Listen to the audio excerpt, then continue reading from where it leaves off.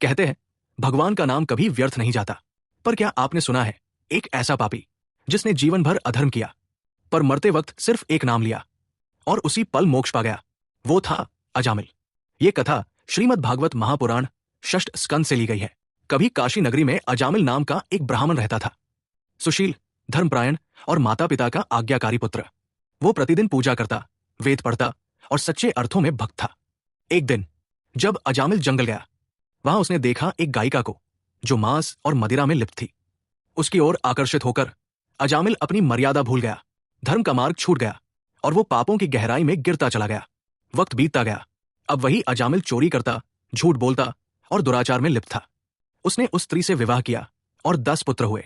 सबसे छोटा बेटा था नारायण। जब मृत्यु समीप आई, अजामिल के सामने प्रकट हुए यमदूत। भय से कांपते हुए उसने पुकारा, नारायण नारायण। वो अपने बेटे को बुला रहा था, पर भगवान विष्णु ने उस पुकार को स्वीकार कर लिया।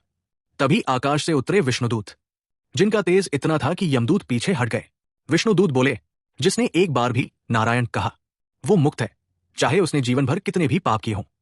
अजामिल ने वो दृश्य देखा। उसकी आंखों से आंसू बहने लगे।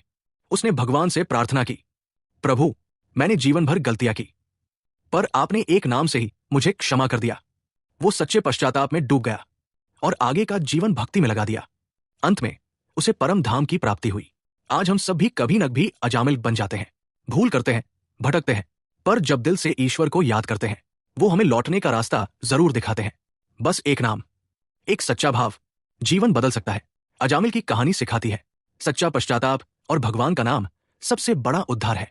ईश्वर से कोई दूर नहीं, बस याद करो, वो खुद पास आ जाएंगे।